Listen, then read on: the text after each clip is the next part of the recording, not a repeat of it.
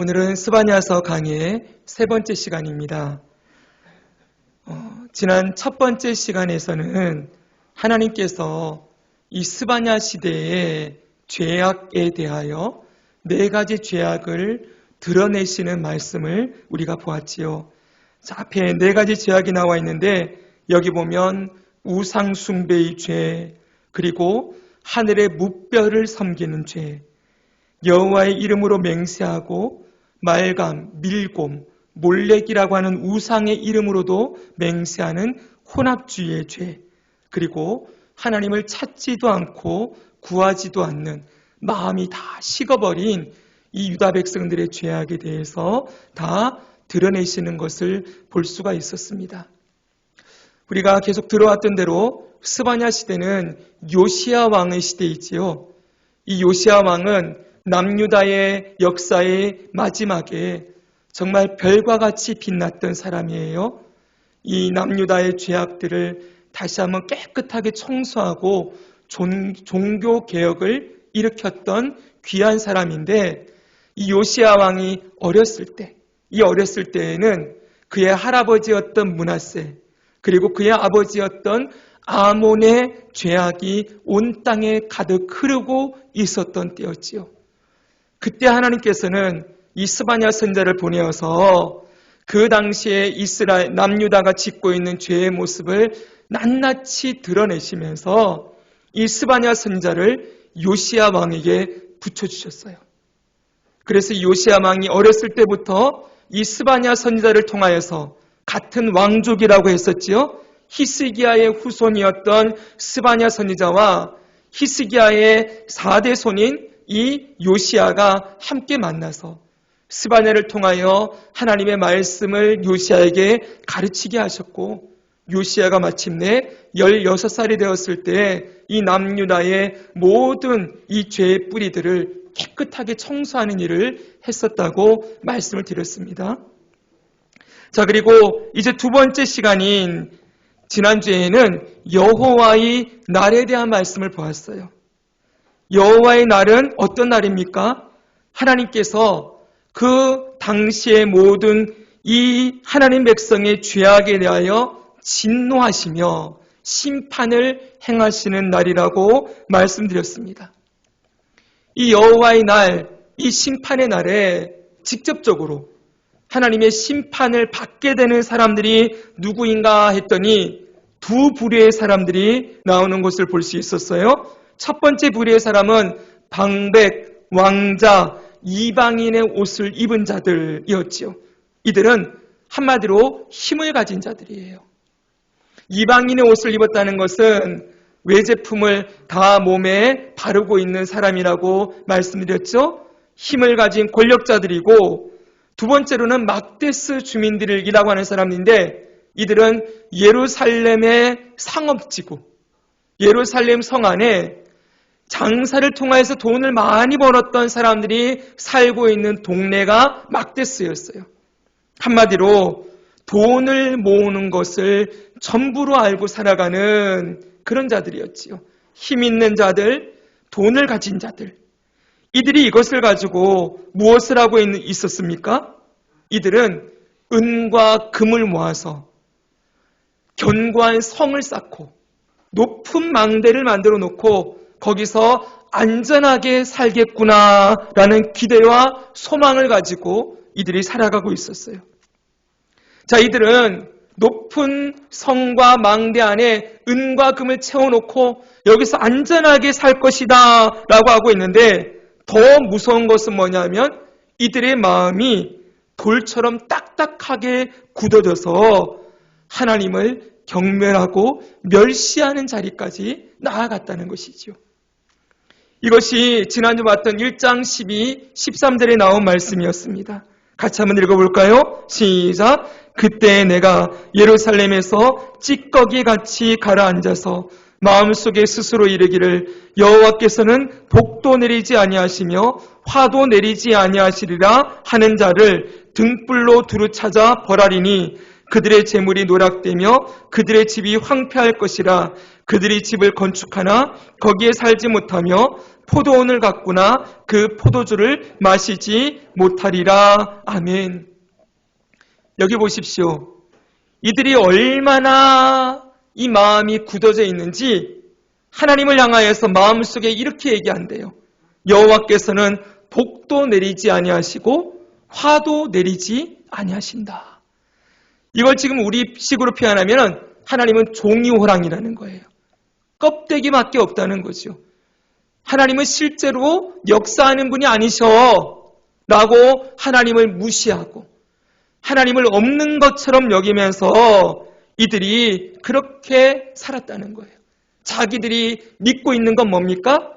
그 성 안에 가득 채워진 은과 금, 견고한 성, 높은 망대, 이것을 철저하게 믿으며 하나님을 무시하던 이들을 향하여 하나님이 그 여호와의 날에 무엇을 하겠다고 하십니까?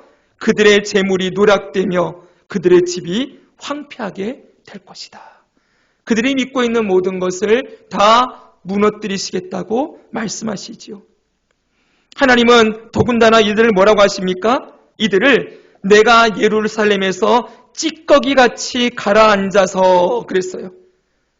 포도주를 만들 때 포도주를 오래 저장하면 밑에 찌꺼기들이 남지요. 이 찌꺼기들은 이 포도주 전체의 맛을 텁텁하게 만드는, 맛을 안 좋게 만드는 요인이 되는 거예요. 이렇게 하나님의 백성인데 마치 포도주의 찌꺼기처럼 가라앉아 있으면서 하나님이 영광을 가리고 하나님을 욕되게 하는 일들을 하고 있는 이들을 하나님께서 심판의 날, 진노의 날에 이들을 심판하시겠다고 말씀하는 것이죠. 그런데 하나님의 목적은 어디에 있습니까? 우리가 늘 배워왔지만 하나님의 목적은 심판하는 데 있지 않지요? 하나님의 심판은 항상 무엇을 위한 심판입니까? 구원을 위한 심판이지요. 그래서 스바냐서 2장을 딱 넘어갔더니 하나님께서는 이들을 향하여 이렇게 외치고 있어요. 같이 한번 읽겠습니다. 시작. 수치를 모르는 백성아 모일지어다 모일지어다. 명령이 시행되어 날이 겨같이 지나가기 전 여호와의 진노가 너희에게 내리기 전 여호와의 분노의 날이 너희에게 이르기 전에 그리할지어다. 여호와의 규례를 지키는 세상의 모든 겸손한 자들아 너희는 여호와를 찾으며 공의와 겸손을 구하라. 너희가 혹시 여호와의 분노의 날에 숨김을 얻으리라. 아멘. 여호와의 진노의 날, 여호와의 심판의 날이 이르기 전에 너희 백성들은 모일지어다 모일지어다. 이 수치를 모르는, 죄 가운데 있으면서 죄의 수치를 모르고 하나님의 진노와 심판 앞에 놓여 있으면서도 두려움을 모르는 이들을 향하여 너희는 모이라 라고 말씀하시면서 뭐라고 합니까? 너희는 여호와를 찾으며 공의와 겸손을 구해라. 겸손하게 하나님 앞에 엎드리라는 거예요. 자, 이것을 촉구하시는, 회개를 촉구하시는 하나님의 말씀을 볼 수가 있었습니다. 자, 이 내용들이 지금까지 우리가 오랫동안 선지서 연구 시리즈를 배웠는데 거기에 나온 선지서의 주제들을 다 보여주고 있지요. 1번이 무엇입니까? 자, 읽어주십시오. 시작. 네, 선지서의 목적은 이스라엘의 죄를 깨닫게 하는 거예요. 지금 내가 무슨 죄를 짓고 있는지를 말씀을 통해 탁 보여주는 거지요. 여러분, 사람은 자기 스스로 자기가 죄인이라는 걸 절대 깨닫지 못해요. 왜냐하면 죄는 핵심이 무엇입니까? 자기 중심성이에요. 그래서 항상 어떻게 생각합니까? 내가 죄를 짓긴 짓는 것 같은데 남들과 항상 비교하지요. 그래서 그들과 비교하면 나는 저 사람보다 나은 것 같아요.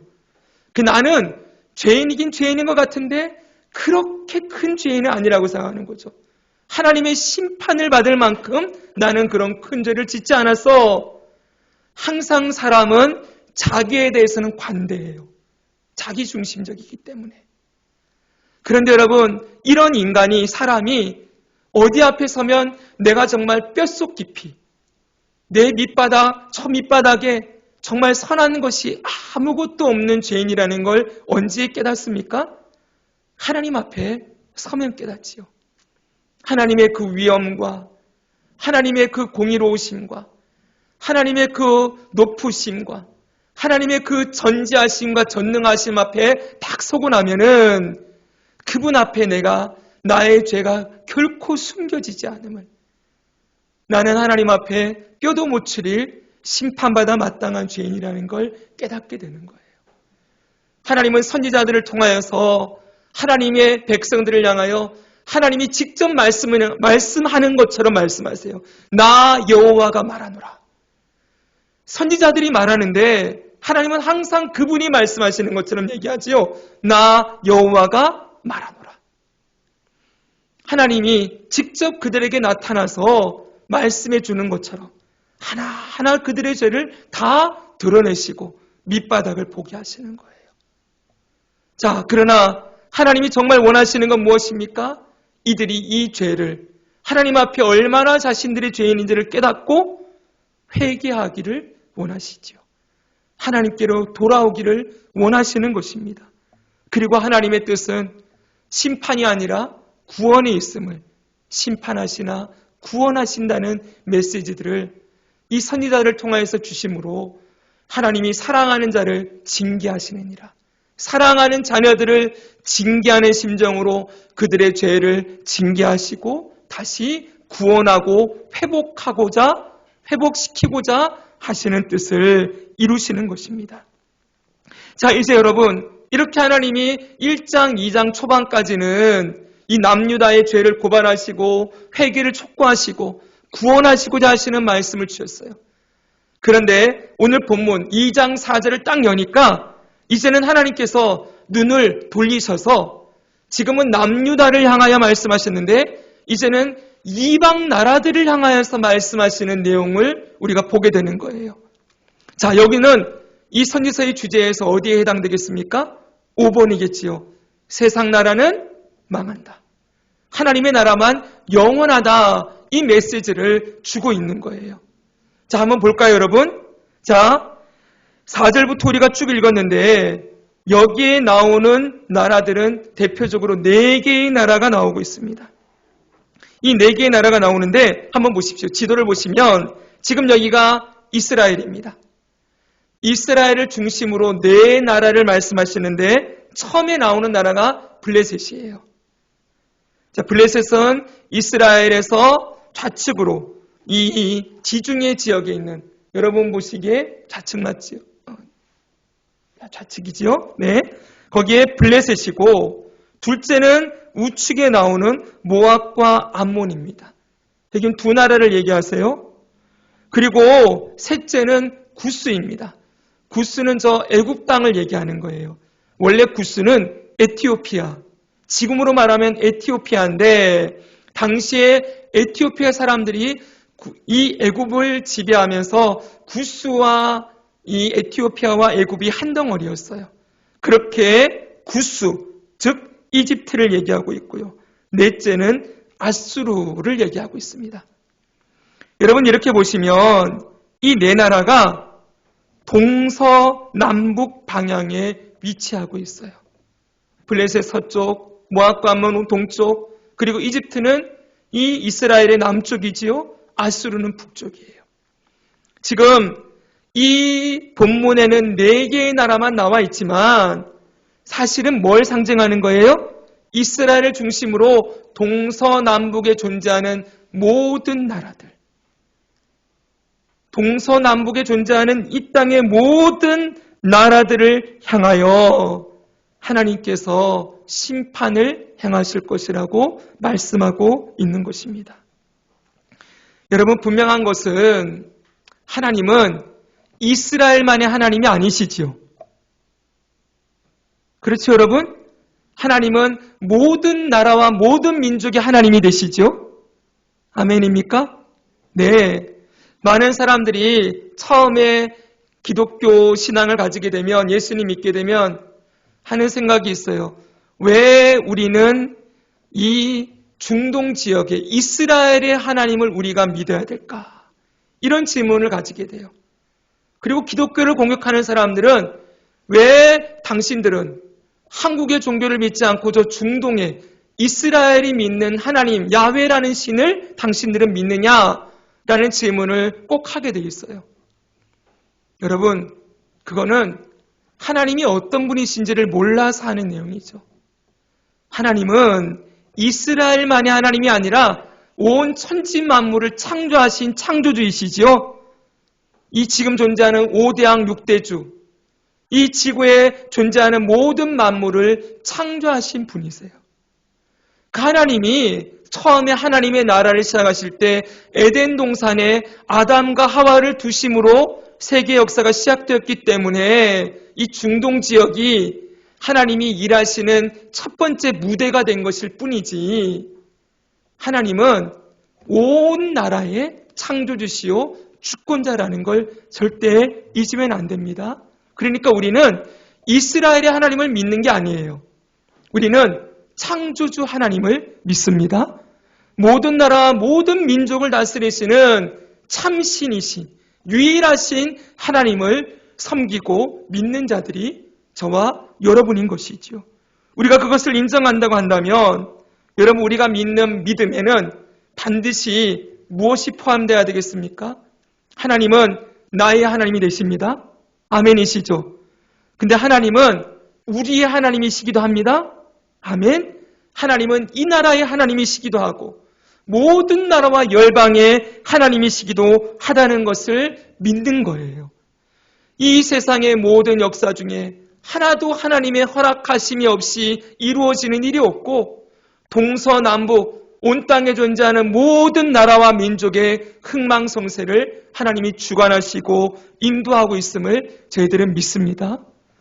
요즘 제가 이 여자 학자 중에 김지윤이라는 분이 이렇게 미국과 중국의 정세, 이런 세계 정세에 대해서 얘기해 주는 걸 좀 듣게 되었는데, 앞으로 중국이 10년이 중요한 기간이 될 것이다 그러면서 세계 정세들을 쫙 풀어주더라고요.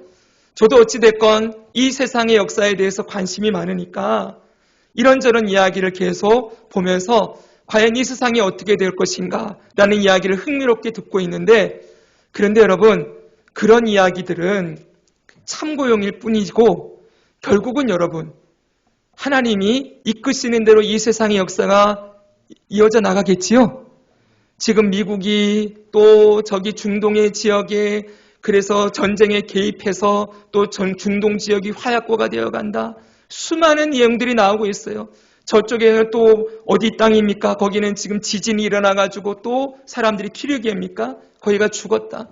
수많은 사건 사고들이 이 땅에 나오고 있지만 하나도 하나님의 허락하심이 없이는 이루어지는 일이 없는 줄 믿습니다. 다시 여러분 시야를 좁혀서 우리의 삶도 하나님의 주권 아래 있지요.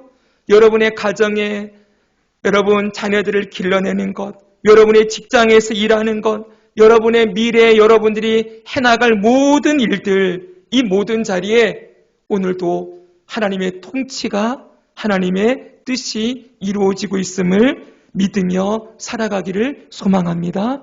어느 것 하나도 하나님과 관계없는 것이 없지요.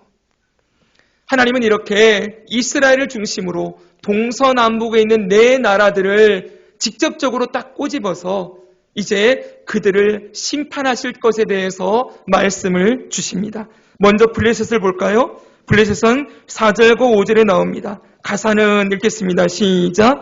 가사는 버림을 당하며 아스글론은 폐허가 되며 아스돗은 대낮에 쫓겨나며 에그로는 뽑히리라.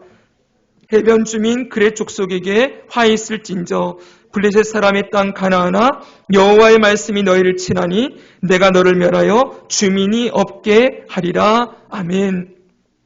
여기 보면 가사가 나오고요. 아스글론, 아스돗, 에그론 이렇게 네 개의 도시 이름이 나옵니다. 지금 여기 가드가 하나 빠져 있어요. 원래 블레셋은 지중해 연안에 가드, 가사, 아스글론, 아스돗, 에글론 이렇게 5 도시들이 연합된 도시국가였어요. 그런데 이 당시 여러분 이 가드는 아람의 하사엘이라는 왕에 의해서 파괴된 후였기 때문에 4개의 나라만 언급하고 있는 것입니다. 이 블레셋은 우리가 아는 대로 골리앗의 나라죠. 그렇죠. 그리고 이 블레셋이 여러분 아십니까? 혹시 지금의 팔레스타인이라는 이름의 지명의 기원이라는 것. 지금 가자지구라고 하는 곳 있죠, 그렇죠? 직접적으로 하마스와 전쟁을 벌이고 있는 그 이스라엘이 전쟁하는 가자지구가 바로 가사예요, 가사. 지금 여기 나오는 가사입니다. 이 팔레스타인 지명이 필리스틴, 블레셋 해가지고 필리스틴이라는 이름에서 팔레스타인이 나왔어요. 자, 이렇게 용맹한 민족, 이 용맹한 이 나라가 하나님께서 이 나라가 어떻게 된다고 말씀하십니까? 여호와의 말씀이 너희를 치나니 내가 너를 멸하여 주민이 없게 하리라. 너희는 완전히 뽑히게 될 것이고 쫓겨나게 될 것이고 폐허가 될 것이고 버림을 당하게 될 것이라고 말씀하고 있습니다. 여러분 이제 동쪽으로 가보겠습니다. 여기에는 모압과 암몬이 있지요. 8절과 9절에 이렇게 나옵니다. 내가 모압의 비방과 암몬 자손이 조롱하는 말을 들었나니 이제는 모압과 암몬을 지칭하십니다. 그들을 향하여 하나님 말씀합니다. 만군의 여호와 이스라엘의 하나님이 말하노라. 내가 나의 삶을 두고 맹세하노니 장차 모압은 소돔 같으며 암몬 자손은 고모라 같을 것이라. 찔레가 나며 소금 구덩이가 되어 영원히 황폐하리니. 아멘. 여러분이 잘 아시는 대로 모압과 암몬은 아브라함의 조카 롯의 후손들이지요. 이들은 이스라엘의 형제 나라예요. 그럼에도 불구하고 이 모압과 암몬은 이스라엘과 오랜 시간 동안 대적, 원수의 관계를 맺고 살았습니다. 하나님은 이들을 향하여서 하나님을 뭐라고 소개하십니까? 만군의 여호와. 우리가 성경을 볼 때 하나님이 자신을 어떻게 지칭하는지를 보면은 거기에서 하나님이 하고자 하는 말씀의 핵심이 나와요. 하나님 앞에 뭐라고 붙였어요? 만군의 그랬죠? 이 만군에는 히브리어 체바우트 그래서 이 만군이 뭐냐? 하늘의 천군 천사. 하늘의 군대를 주관하는 하나님이라는 거예요. 군대가 나왔다는 건 뭘 하겠다는 거죠? 싸우시겠다는 거예요. 하나님이 이 모압과 암몬과 전쟁을 하시는 것처럼 전쟁을 하여 그들을 진멸하는데 어떻게 한다고 하십니까? 소돔과 고모라 같이 할 것이다. 마치 그들의 조상 롯이 살았던 땅이 소돔이었잖아요. 소돔과 고모라가 완전히 불구덩이가 됐지요. 그렇게 이 암몬과 모압을 그 소돔과 고모라처럼 만들겠다 말씀하시고 여기 소금 구덩이가 되어 그랬지요. 소금 구덩이에 곡식이 자랄 수 있겠습니까? 소금 구덩이는 아무것도 못 자라죠. 그렇죠? 네, 사해 바다에 물고기가 못 산다고 하지 않습니까? 예, 그 소금 구덩이처럼 아무런 식물이 자라지 못하는 땅으로 만들어버리겠다 말씀하십니다. 이제 여러분 세 번째는 구스입니다. 12절 같이 한번 읽겠습니다. 시작. 구스 사람들아 너희도 내 칼에 죽임을 당하리라. 에티오피아, 애국까지 포함되어진 이 땅도 하나님이 칼로 다 죽임을 당하게 할 것이라고 말씀하지요. 네 번째는 북쪽 아수르입니다. 13절 15절 같이 한번 읽습니다. 시작. 여호와가 북쪽을 향하여 손을 펴서 아수르를 멸하며 니느웨를 항폐하게 하여 각종 짐승이 그 가운데에 때로 누울 것이며 당아와 고슴도치가 그 기둥 꼭대기에 깃들이고 그것들이 창에서 울 것이며 문턱이 적막하리니 백향목으로 지은 것이 벗겨졌음이라. 이는 기쁜 성이라. 염려 없이 거주하며 마음속에 이르기를 오직 나만 있고 나 외에는 다른 이가 없다 하더니 어찌 이와 같이 황폐하여 들짐승이 엎드릴 곳이 되었는고 지나가는 나마다 비웃으며 손을 흔들리로다. 아멘.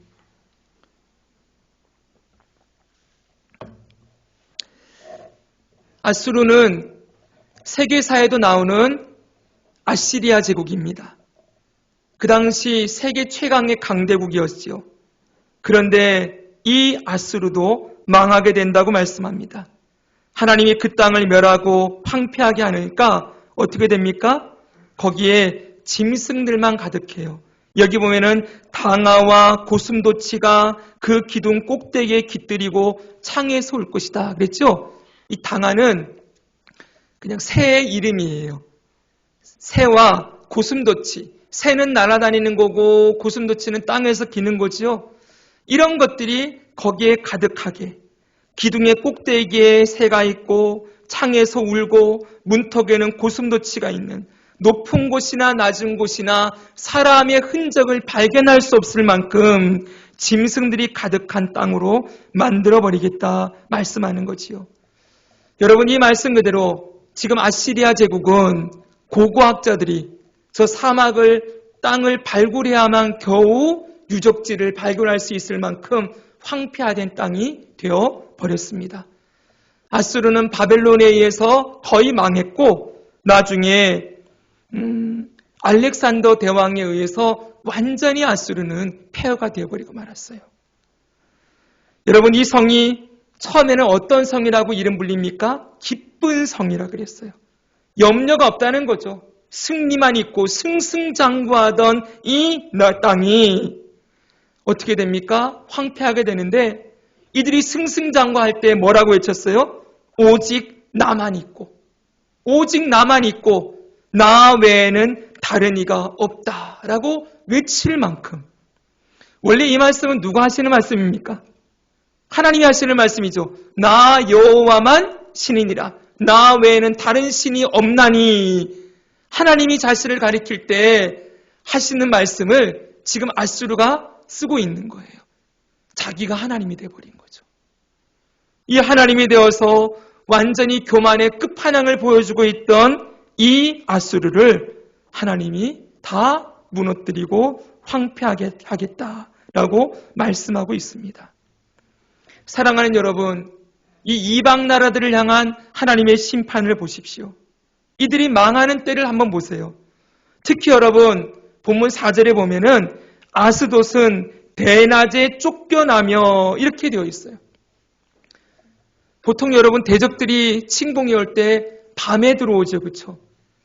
낮에 쫓겨난다. 이것은 무엇입니까? 대낮이면 빛이 있는 곳은 안전하다라고 사람들은 생각을 해요. 대낮에는 절대 적군이 잘 쳐들어오지 않을 거다라고 하면서 안전하다라고 외치는 그때에 쫓겨나게 하겠다는 거예요.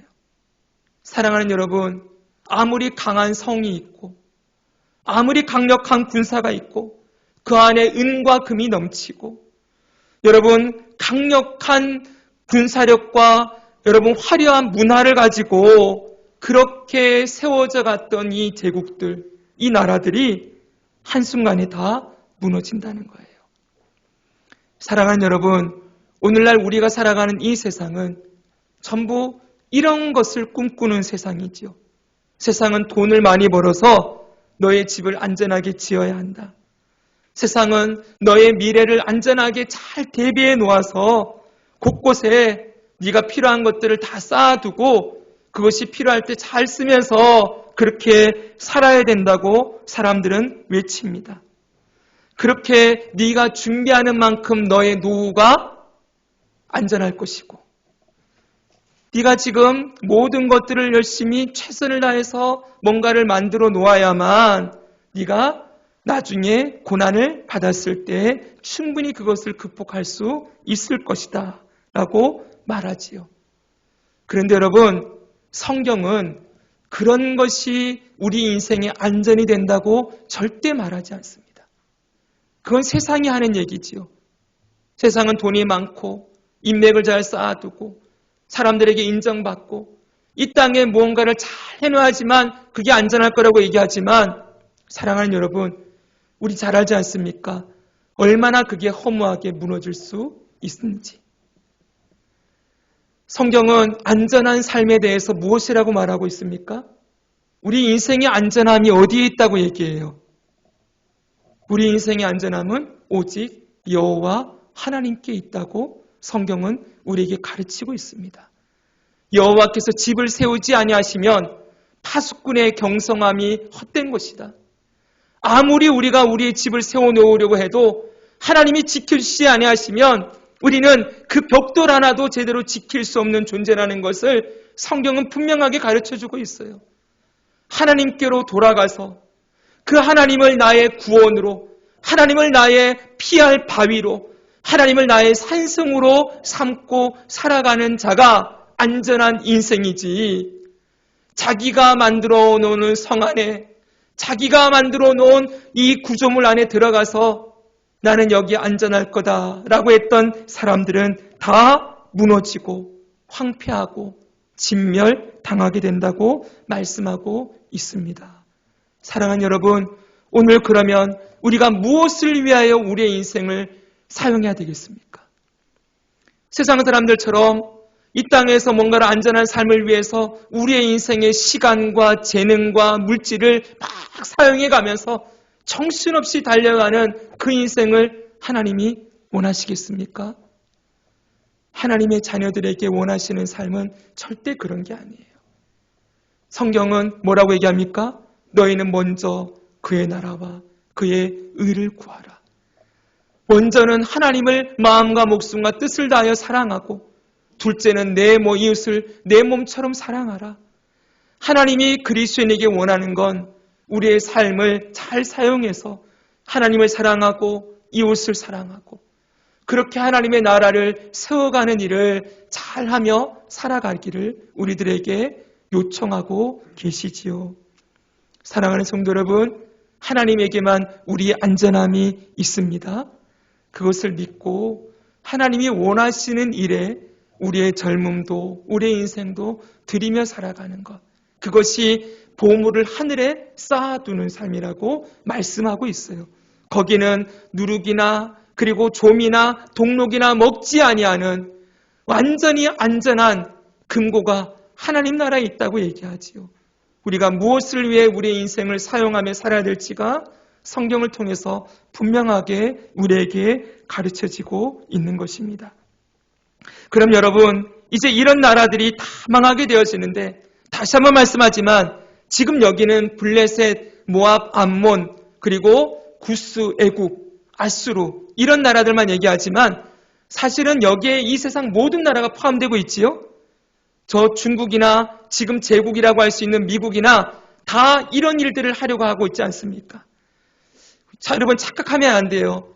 미국은 선하고 중국은 악하고, 미국은 민주주의고 중국은 공산주의고 독재주의고, 이러니까 미국이 잘 돼야 된다. 여러분 절대로 그렇게 말해서는 안 돼요. 미국은 기독교 국가니까. 아니요, 여러분. 다 죄인들이에요.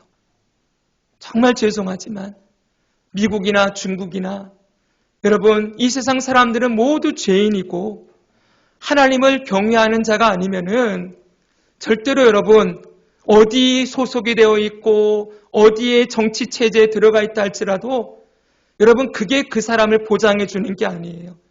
그 안에 하나님이 계셔야만 그가 바르게 하나님의 진리를 따라 살아갈 수 있고 하나님이 인정하시고 바라보시는 삶이지, 어느 나라가 더 좋은 것 같으니까 이게 강해져야 되고, 여러분 그런 건 우리 인간의 관점일 뿐이고, 하나님 편에서 볼 때는 지금 힘을 길러서 무언가를 하려고 하는 이 세상 모든 나라들은 전부 여기에 포함되어 있는 나라들이라는 걸 우리가 기억해야 됩니다.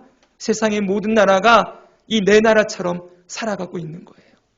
이 세상 나라는 반드시 망하게 될 것이다 라는 메시지를 분명하게 주고 있습니다. 그럼 여러분, 이제 이 나라들이 심판을 받는 이유에 대해서만 알아보고 마치려고 합니다.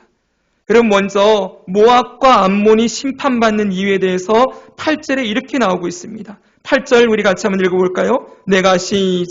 내가 모압과인 비방과 암몬 자손이 조롱하는 말을 들었나니 그들이 내 백성을 비방하고 자기들의 경계에 대하여 교만하였느니라. 아멘.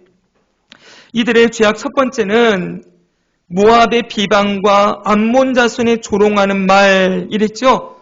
한마디로 하나님의 백성을 비방하고 조롱했다는 거예요. 하나님께서는 우리 지금 성경을 읽고 있지 않습니까? 출애굽 당시에 모압과 암몬은 하나님이 건드리지 말라 그러죠. 저 나라들은 너희들 형제 나라니까 모압이 이스라엘과 함께 그 땅을 지나갈 때 여기를 칩니까? 라고 했더니 치지 말아라. 돌아서 가라. 라고 말씀할 정도로 하나님이 이 땅도 아끼셨어요. 그런데 여러분, 이 모압과 암몬은 계속해서 이들이 이스라엘을 저주하고 괴롭히는 일을 해요.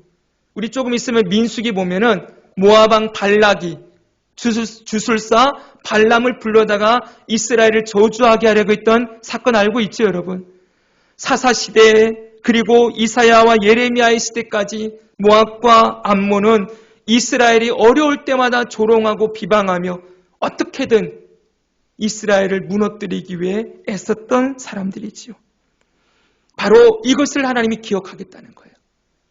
하나님의 백성들을 조롱하고 비방했던 모압과 암몬의 죄를 심판하시겠다라고 말씀하십니다. 우리가 지난번에 보았던 스가랴서에 이런 말씀이 나옵니다.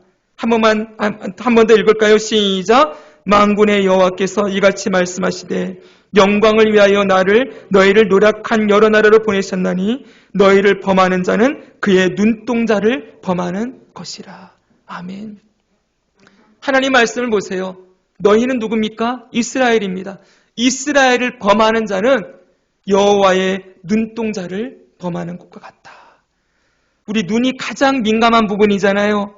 가장 중요하지요? 바로 그 하나님의 눈을 건드리는 것과 같이 하나님의 백성들을 건드리는 걸 하나님이 절대로 용납하지 않으시겠다고 말씀하고 있는 것입니다. 여기서 여러분, 하나님께서 우리 기도할 때 눈동자와 같이 우리를 지켜주세요. 이런 기도 하잖아요. 이게 여기서 나왔어요.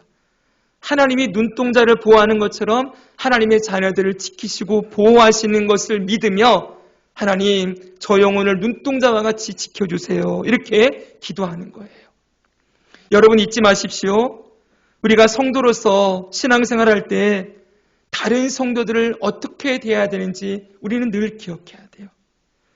여러분, 성도가 다른 성도를 업신여기는 것, 그건 절대로 해서는 안 될 일이지요. 그건 여러분 여호와의 눈동자를 범하는 일이에요. 성경에 너희는 비판하지 말라라고 말씀하지요. 함부로 정죄하지 말라 말씀하세요.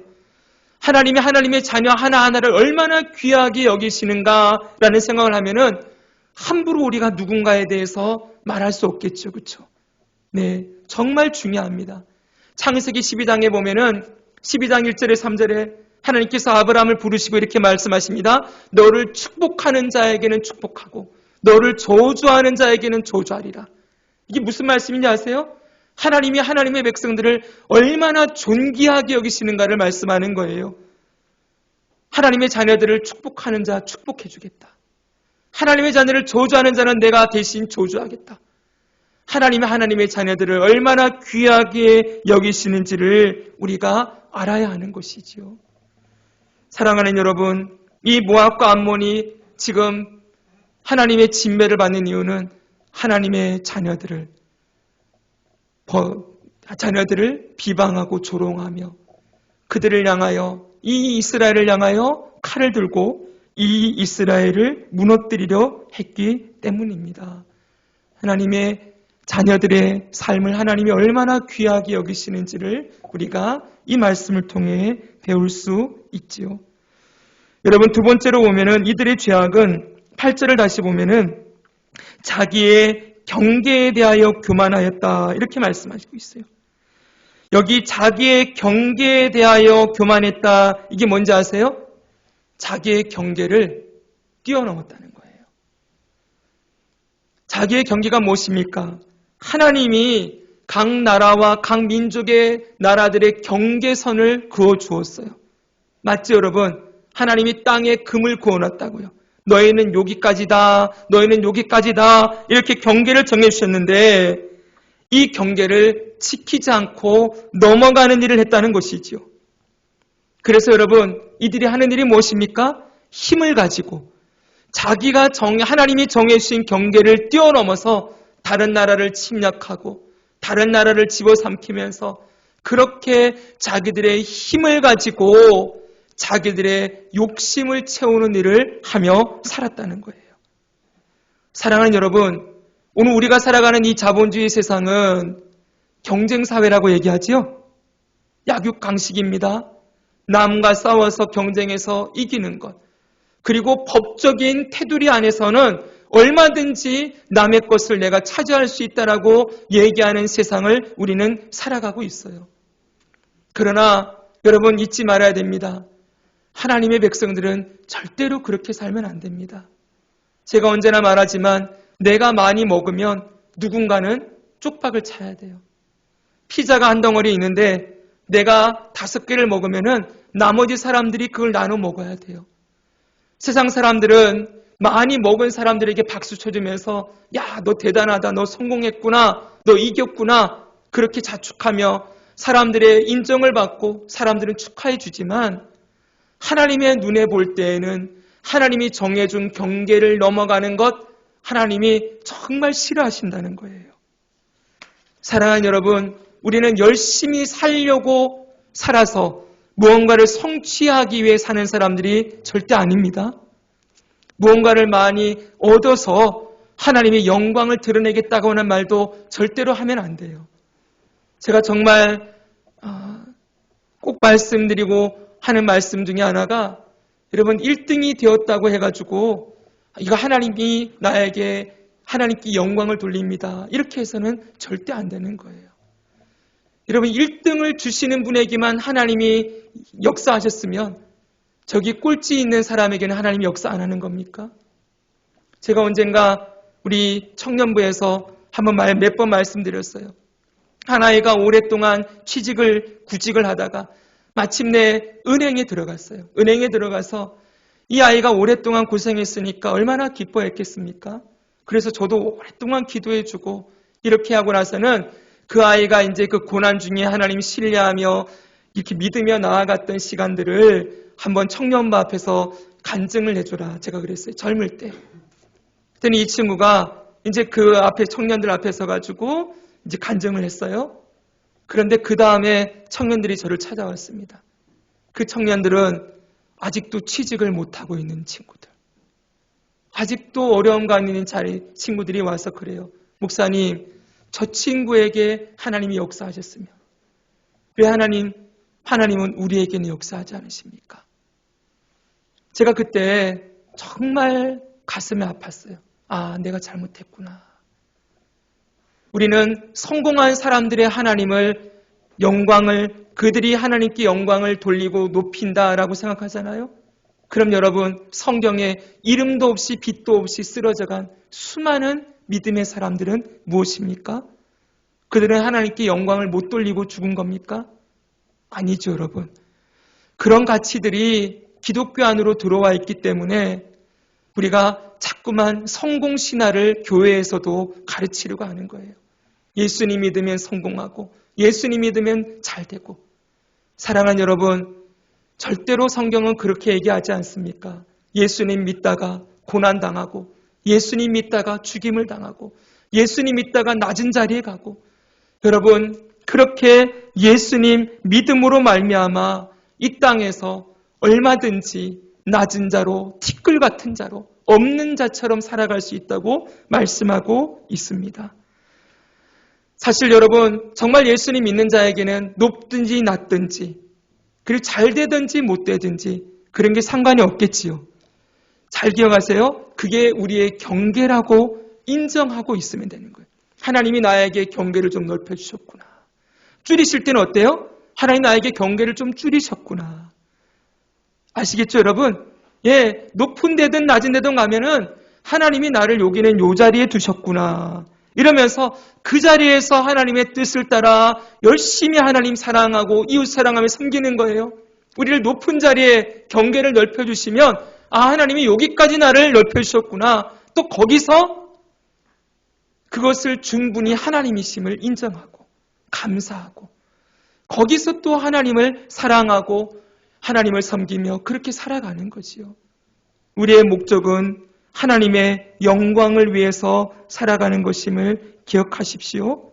우리가 능하든 능하지 못하든 가지든 못 가지든 하나님이 주신 것에 감사하고 날마다 자족하고 어느 자리에서든 내가 여기까지 왔다 자랑하지 않고 하나님이 주신 경계선이구나라는 걸 기억하고 살아가는 건 너무나 하나님 백성에게 중요한 삶의 태도라고 할 수 있을 것입니다. 모압과 암몬은 지금 어떻게 하고 있습니까? 첫째는 하나님의 백성들을 조롱하고 비방하고 두 번째는 경계를 넘어가는 일들을 막 하고 있어요. 그리고 마지막 세 번째는 바로 교만의 죄가 등장하고 있습니다. 여러분, 모압과 암몬에 대해서 이들이 경계표를 넘어서 교만하였다라고 말하고 10절에도 보니까 교만하였음이니라 이렇게 말하고 있어요. 이 교만의 죄는 아수르에게도 나오고 있지요. 아수르는 15절에서 이렇게까지 했습니다. 아까 우리가 봤던 말씀인데 한 번 더 읽겠습니다. 시작. 이는 기쁜 성이라 염려 없이 거주하며 마음속에 이르기를 오직 나만 있고 나 외에는 다른 이가 없다 하더니. 얼마나 교만한지 보십시오. 기쁜 성이래요. 승승장구했다는 것이지요. 이들이 승리의 기쁨이 도취가 되고 나니까 이들이 어떻게 합니까? 나 외에는 다른 이가 없다. 우리가 세상에 지금으로 말하면 킹왕짱이라는 거예요. 제일 높은 자리에 내가 서 있다라고 말하는 교만함에 사로잡혀 있는 것이지요. 잠언 16장 18절은 이렇게 말합니다. 교만은 패망의 선봉이요 거만한 마음은 넘어짐의 앞잡이이라. 아멘. 이렇게 외쳤던 모압과 암몬, 아수르가 지금은 흔적도 없어요. 고고학자들이 땅을 몇십 미터를 파내려 가야 하지만 겨우 흔적을 찾을 수 있는 그런 나라들이 되었습니다. 여러분, 이들이 이렇게 패망할 것을 그들이 알았더라면 이렇게 얘기했겠습니까? 나 외에는 다른 일은 없다. 이런 말 절대 못했겠죠. 그렇죠? 네. 이들이 이렇게 외치다가 한순간에 알렉산드리아에서 망하게 되었을 때 이들은 이 말을 자기들의 입으로 삼키면서 슬픔과 탄식과 기쁨의 성이 슬픔과 탄식의 성으로 변화해지는 것을 그들은 직접 경험했던 것입니다. 사랑하는 여러분, 교만의 핵심은 뭘까요? 자기 자랑이에요. 자기 신뢰, 자기 자랑. 이 자기를 사랑하고 자기를 중심적으로 살아가려는 이 태도, 이 교만이 하나님이 반드시 패망에 이르게 하는 죄의 제목임을 오늘 보게 되는 것입니다. 자, 이렇게 이방 나라들이 이런 죄악들로 하나님의 심판을 당합니다. 자, 이렇게 다 심판을 하시는 이야기 가운데 하나 정말 귀한 말씀이 하나 나와요. 이 심판을 행한 다음에 마지막에 남는 결과가 있어요. 결과. 그 결과가 뭐냐 했더니 7절이에요. 7절 보시기 바랍니다. 7절. 그 지경은 같이 한번 읽겠습니다. 시작. 그 지경은 유다 족속의 남은 자에게로 돌아갈지라. 그들이 거기에서 양떼를 먹이고 저녁에는 아스글론 집들에 누우리니 이는 그들의 하나님 여호와가 그들을 보살피사 그들이 사로잡힘을 돌이킬 것임이라. 아멘. 하나님이 이방 나라들을, 세상 나라를 다 멸하시고 난 다음에 그 땅을 누구에게 주신다고 하십니까? 하나님의 언약 백성들에게. 유다 족속의 남은 자라고 했죠. 이 남은 자는 여호와를 경외하는 자예요. 선지서에는 남은 자 사상이라는 게 나오는데요. 이건 나중에 기회가 될 때 또 말씀드리겠습니다. 다 심판당하는 것 같지만 그 중에 하나님은 남은 자들을 남겨두세요. 그 중에 하나님을 경외하는 자들. 결국은 그들이 이 땅을 차지하게 될 거라는 거예요. 사랑하는 여러분, 우리는 요즘 주일날마다 구원의 서정에서 영화를 배우고 있지요. 영화에서 다시 한번 생각해 보십시오. 이 땅에 살던 모든 사람들은 악인도 부활하여 심판의 부활로 들어가고 끝나버려요. 그리고 하나님은 이 세상 어떻게 하십니까? 새하늘과 새 땅으로 다시 회복시키는 일을 하시지요.